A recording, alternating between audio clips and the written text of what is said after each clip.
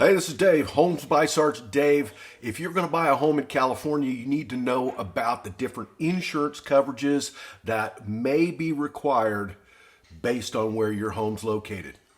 Let's go check that out.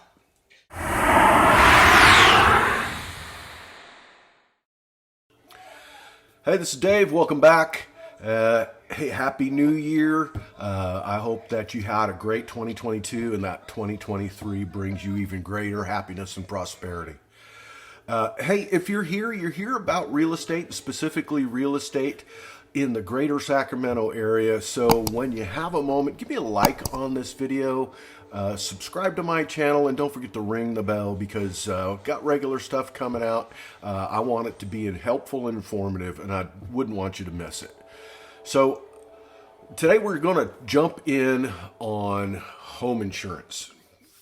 So there's a lot of misnomers when it comes to homeowners insurance, and that your coverage is going to take care of all things, all places, and that's just not the case. So yes, when you finance a home, you are going to be required to have homeowners insurance. No different than when you finance your car. You know, the bank wants to make sure that their investment is protected with insurance. So you get an insurance policy. So with that being said, there are other types of insurance that are needed, I should say, to cover what your standard policy doesn't cover. A lot of those are based off of the 6 natural hazard areas identified here in California. Those being flood, possible dam failure, fire, wildland area, earthquake fault, and seismic zones. So let's break each one down real quick and discuss them in detail. And of course, if you have any questions specifically about those and you want more detailed information, you give me a call and we will discuss what home you're looking at, whether it's going to qualify into one of these areas and require additional insurance. So obviously flood, considering the last storms that we've had, there's the possibility that you might be looking at a home in a flood zone. If you're looking in South Sacramento County, Wilton area, South Elk Grove, in and around the Delta, you could have some of that, but also in some areas in and around the Natomas area and Del Paso Heights also have specific flood zones within those communities. So it's important to know because it is going to create an issue where you're going to be required to get additional flood insurance. So again, that's something we check out as we look for a home. So if you're buying a house in an area in and around a dam, you could be required to buy additional insurance should the case that the dam fail. Now, what happened with Oroville Dam not too long ago does bring about it could happen. So that's the second one, fire.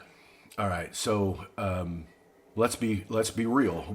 We've had a big problem with this here recently in California, and as a result, 30 some years ago with the Oakland Hills fire, where specific fire insurance wasn't necessarily thought to be required, and you had $1 million homes going up in a whole community. By the way, I was there. It was devastating. That brought about a change in the way the insurance companies did business. A lot of them went out of business, some of the smaller ones, and others stopped serving California.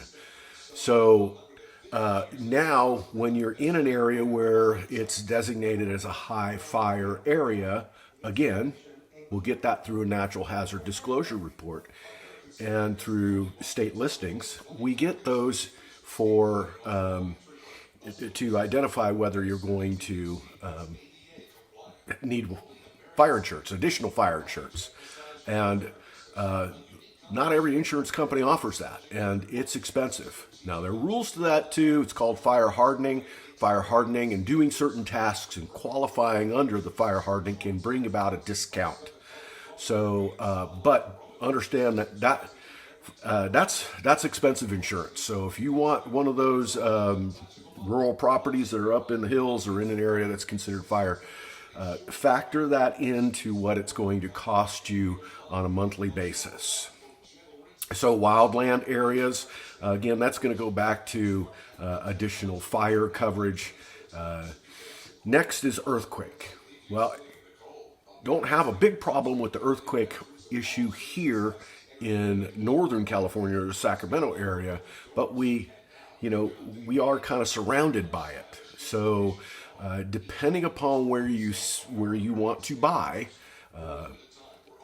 earthquake insurance is something that is additional, and that's again needs to be, you need to get some information about where you're going to live and where your house is going to be before you make that kind of jump. So seismic fault, similar to and related to why they qualified it differently, I honestly don't know.